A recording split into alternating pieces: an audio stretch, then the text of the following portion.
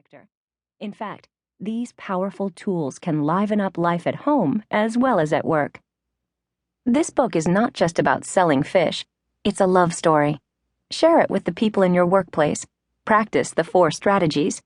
Prepare to be amazed by what happens when you tap into the passion, energy, and enthusiasm that are available to every one of us. Loving what you do. It is fashionable today to believe that we should not settle for anything less than doing what we love. Write poetry, travel the world on a sailboat, paint. Do whatever you love, and the money will follow. We tell ourselves that life is too short to spend our working hours doing anything less than the ideal, and we continue our search for the perfect workplace. The danger is that if our quest for ideal work focuses us on the future, we will miss the amazingly wonderful life that is available today, in this moment. The fact is that in the real world, there are conditions that prevent us from chasing the perfect, ideal job. Many of us have significant responsibilities to family members or to a way of life. For others, a true calling hasn't made itself visible yet.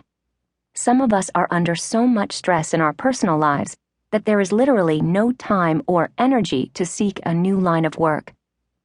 Fish is a parable, an invented story about finding the deep source of energy, creativity, and passion that exist inside each of us by learning to love what we do, even if at the moment we may not be doing exactly what we love.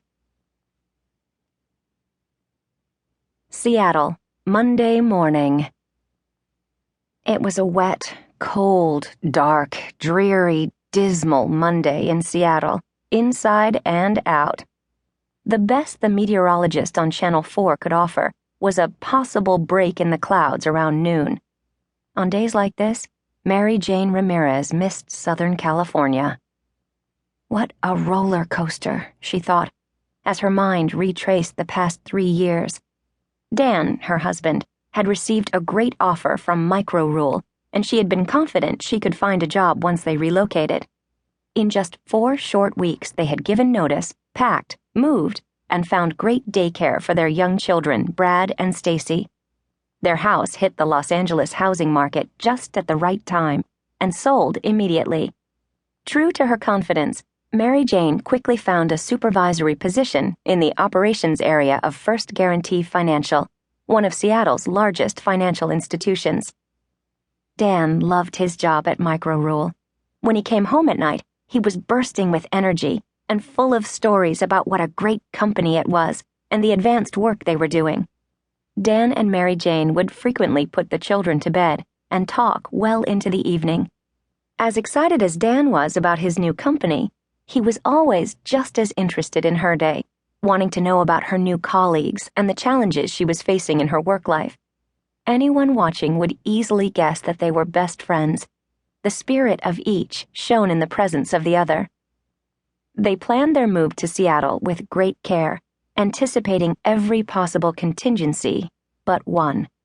12 months after relocating, Dan was rushed to the hospital with a burst aneurysm, a genetic oddity, they called it, and he died of internal bleeding, never regaining consciousness. There was no warning, and no time to say goodbye. That was 2 years ago this month. We weren't even in Seattle a full year. Stopping in mid-thought, with memories flooding her mind, Mary Jane felt a surge of emotion well up inside her. She caught herself. This is not the time to think about my personal life. The workday is less than half over, and I'm swamped with work. First Guarantee Financial. During her 3 years at First Guarantee, Mary Jane had developed a great reputation as a can-do supervisor. She wasn't the first to arrive or the last to leave, but she was extremely productive and efficient. She was also a good person to work for. She always listened closely to the concerns and ideas of her staff and was well liked and respected in return. It wasn't uncommon for her to cover for someone with a sick child or important appointment. And as a working manager, she led her department in production.